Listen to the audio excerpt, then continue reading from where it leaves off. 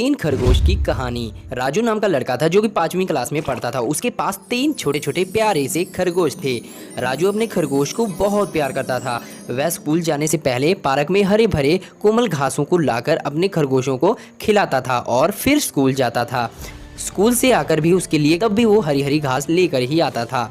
तो एक दिन की बात है, राजू को स्कूल से देरी हो जाती है। वह घास नहीं ला सका और स्कूल चला गया। जब स्कूल से आया तो खरगोश घर में नहीं थे। राजू ने खूब ढूंढा परंतु कहीं भी नहीं मिले। सब लोगों से पूछा मगर खरगोश का कहीं अता पता नहीं चल रहा था। राजू उदास हो गया, रो रो कर आंखें लाल हो गई।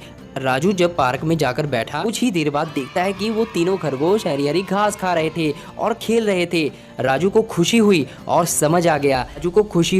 वह समझ गया कि इनको लगता है भूख लगी होगी, तभी ये पार्क में आ गए। राजू को दुख भी हुआ पर खरगोशों की मिलने की खुशी भी हुई। शेर जंगल का राजा होता है। वह अपने जंगल में सभी को डरा कर रखता था क्योंकि शेर बहुत ही ज्यादा ताकतवर था। एक दिन क्या होता है, शहर का राजा जंगल में घूमने आता है तो शेर उसे देख लेता है। शेर देखता है कि वो राजा हाथी पर आसन लगाकर बैठा होता है जो कि बहुत ही अच्छा लग रहा होता है। तो शेर के मन में भी आता है कि मैं जंगल का राजा हूँ और मैं भी हाथी के ऊपर आसन लगाकर बैठा करूँगा। तो शेर ने जंगल में एक सभा बुलाई और सभी जानवरों को बताया और आदेश दिया कि हाथी के ऊपर एक आसन लगाया जाए। तो आसन तैयार हो जाता है तो शेर भी झटपट रेडी हो जाता है और उछलकर हाथी के ऊपर लगे आसन पर जाकर बैठ जाता है। तो हाथी जैसे ही आगे की ओर चलता है, आसन हिल जाता है और शेर धड़म से नीचे गिर जाता है और शेर की टांग टूट जाती है। तो शेर खड़ा होकर सभी जानवरों को बताने लगता है कि पैदल चलना ही ठीक रहता है।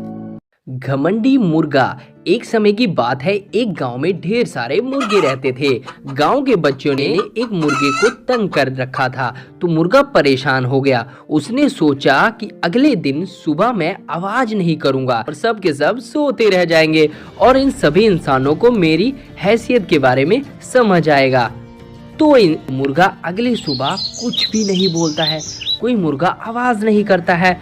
तो देखता है सभी लोग समय से उठकर अपने अपने कामों पर चले गए हैं। तो फिर वो मुर्गा समझ जाता है कि हाँ दोस्तों, किसी के बिना कोई काम नहीं रुकता, सबका काम चलता रहता है, इसीलिए हमें खुद पर घमंड नहीं करना चाहिए।